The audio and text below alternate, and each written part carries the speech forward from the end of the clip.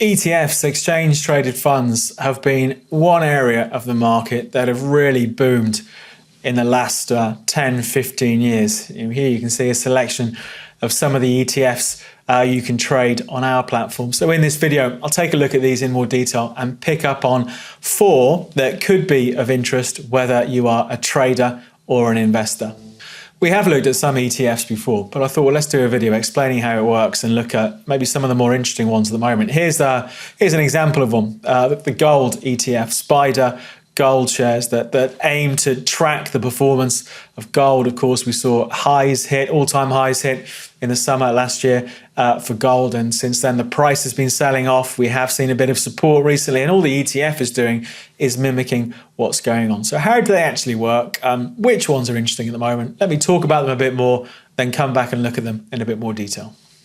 Hello, I'm David Jones from Capital.com, and I thought we'd do a slightly different video again, where we look at a really popular investment vehicle, the ETF, the exchange traded fund. So as usual, in this video, I'll talk about 4 different ETFs, popular and not so popular. Then we'll jump on the platform backwards and forwards, take a look at them in more detail and see if there are any opportunities. As usual, if you're watching this and you haven't subscribed, if you could click on subscribe, it does help support the channel, means we can continue to push out lots of content. And of course, we do the regular live streams on a Friday afternoon now. If you're subscribed with the alarm bell notification pushed, you get a notification off YouTube just as we're about to go live. Anyway, let's get into it and let's start things off by looking at probably the most popular ETF first of all. Before we get into this, let's just talk about what ETFs are in case you're not sure. So as I say, it stands for Exchange Traded Fund. In the last, 15 to 20 years, it's turned out to be one of the most fastest growing sections of investment management. So what does it do? It's pretty simple what ETFs do. They track a market. So they might track an index like the S&P 500, or they might track a sector of the stock market like the gold miners index, or they might track a commodity like the price of silver, or they might track something entirely different that's listed on an exchange. So it's a way of gaining exposure to the area of the market the ETF is covering. And of course, by doing it through an ETF, by gaining exposure, you're not just buying one stock. For example, let's say you're trading the gold miners index or investing in a gold mining ETF. You're gaining exposure, if you're talking about stocks, to a basket of stocks. So you're spreading the risk. So that's one reason, I think, particularly when it comes to sectors, that ETFs appeal. As it's tracking the underlying market, whatever it is, the price of gold, the price of the S&P, then the price of the ETF will fluctuate the same way a share price will move throughout the trading day as the underlying market the ETF is tracking is moving around. One of the appeals of ETFs are the fees. Typically, exchange-traded funds have lower annual management fees than other investment vehicles, other investment funds. So again, it's a fairly transparent, low-cost way of getting passive exposure to an area of the market. And if you look at the growth, at the end of 2020, there was something like $7.7 trillion invested in ETFs. Wind the clock back 10 years, 2010, that number was more like 1.3 trillion. So again, massive growth over the last decade, and it's growth that is continuing. So let's talk about probably one of the most well-known ETFs, the one that tracks the S&P, the so-called S&P 500 SPDR. The 3-digit code is SPY, and it's very simple. What it sets out to do, it attempts to replicate the performance, up or down, plus the yield, any dividends that you'd see within the S&P 500 index. So clearly, this is an exchange-traded fund that gives you exposure to and tracks a basket of the large US capitalized stocks that trade on an exchange. That's what the S&P 500 is. Not surprisingly, it's a really popular ETF. The S&P 500 is a fairly broad-based index. It's perhaps got more diversity in there than the likes of the Dow or the FTSE. And the SPDR is the oldest listed US exchange-traded fund. Let's take a look at how it trades and what its performance has been. So here's the SPY, the S&P 500 ETF. As it says down here, the SPDR portfolio S&P 500 Growth ETF, providing investment results that before fees and expenses correspond generally to the total return performance of the S&P 500 Growth Index. Not surprisingly, it's a really popular one. At the time of recording, it's followed the market higher, which is what it's meant to do. You know, we've seen the S&P push out to fresh all-time highs again this month. So all this is doing is an alternative way, if you wanted to, of either trading the S&P. Of course, you can trade the S&P 500 index on our platform, but a way for investors to have an instant exposure to that basket of stocks that make up the S&P 500 index. So a very popular, what they call passive way of investing, where you're just going to be tracking the index, not trying to look to do anything outside of that. And as we can see with the movements here, just tracking that performance of the S&P 500. As well as broader index ETFs that track the likes of the S&P or the NASDAQ, there are sector ETFs. So I thought, well, let's pick on one that does tend to get a lot of press, the ARK Innovation ETF. The code is ARKK. So this is an ETF that invests in individual companies, and it's designed, the company says, to invest in what it calls disruptive innovation.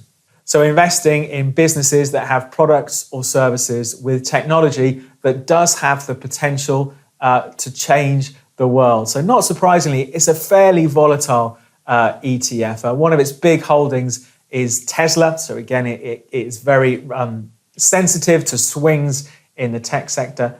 So including Tesla within its top 10 of holdings, we also have the likes of Zoom, clearly the video conferencing business, done really well over the last 12 months during lockdown. And Spotify, the music streaming business, is in there as well. It's clearly a fairly disruptive business when that first started.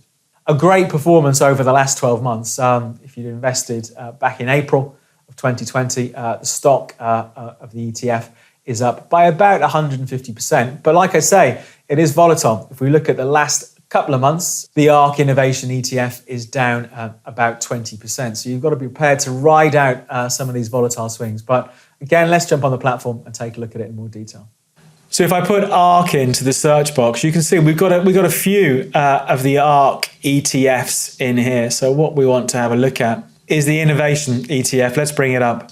So here's the key couple of words at the end, the fund's investment theme of disruptive innovation.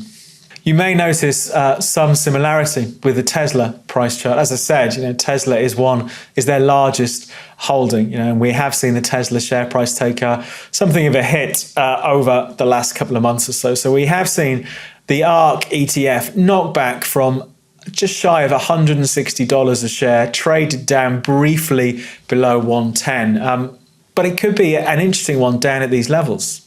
We had that great trend from the March lows last year. Clearly, many markets have recovered, particularly equities, since that sharp March sell-off. And I think that the question now, for this ETF is, has it actually fallen out of the trend? It's broken the trend line.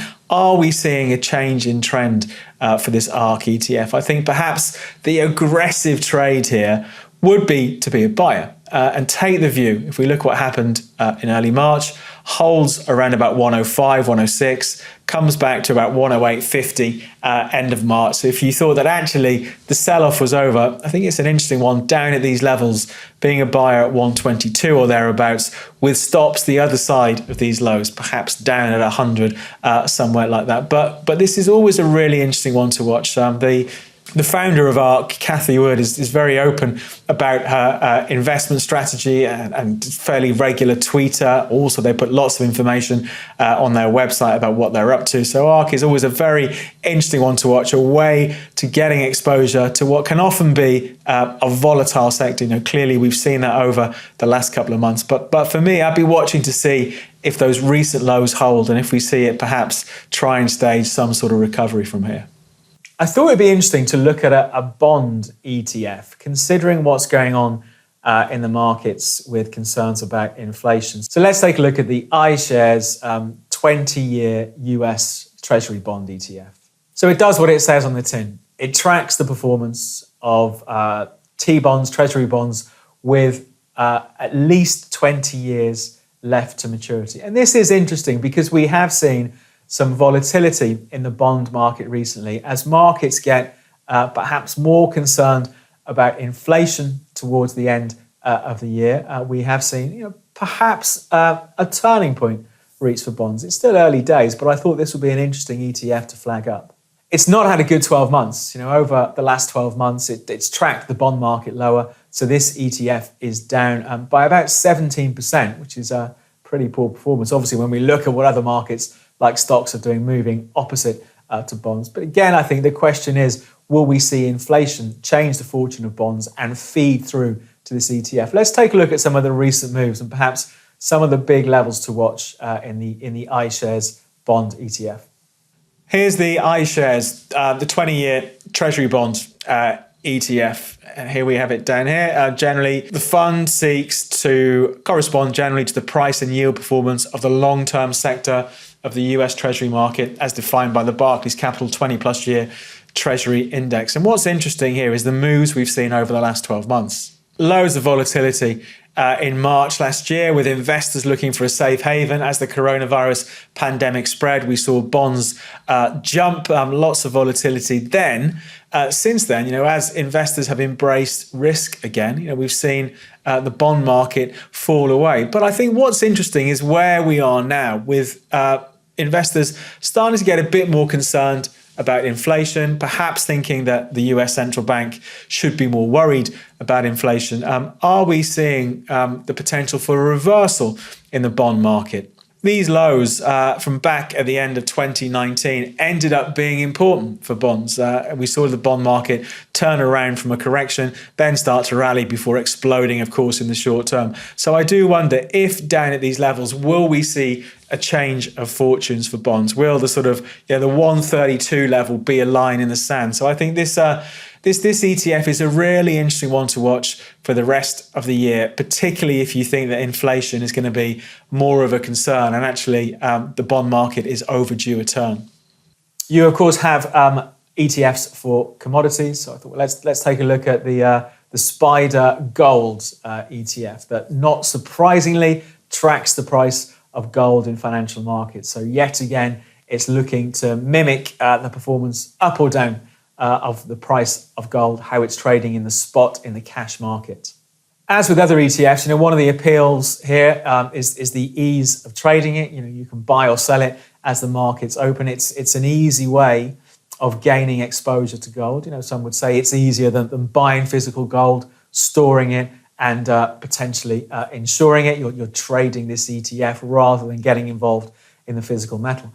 But as we know from other videos that we've done over the years, there's still quite a split between people who are quite happy to buy and sell so-called paper gold through an ETF and others who adamantly want to hold the physical gold or silver. There is, not surprisingly, an ETF that tracks the price of silver as well. So with this ETF, you can't convert it into physical gold. But let's take a look at its performance and see if there are any opportunities. I know that gold is always a popular market on the channel. We always get lots of views of our gold videos. And what we normally look at, of course, is the spot price of gold in financial markets. Here we're looking at the GLD, the Spider Gold shares. Although the price is different, it's tracking clearly the overall movements in the price of gold, the sell-off in March of last year, the recovery and the acceleration in the summer. And off those all-time highs, we still have this correction going on. Like I said in the gold video earlier this week, we've seen a short-term base in the ETF. This has formed ahead of 156. But I don't think there's too much to get excited about at the moment for a recovery in gold. But if the sentiment towards gold does change and we see it finally break out of this correction, then longer-term gold bulls, may want to look at something like the Spider Gold shares ETF as one way of gaining exposure to the yellow metal. That's it for our introduction into ETFs, how they work. There really are so many out there that chances are if you want exposure to a market, there's an ETF that covers it. But for now, from me, David Jones and Capital.com, we'll leave things there. Good luck with your trading. For more trading videos just like this, please subscribe to our channel.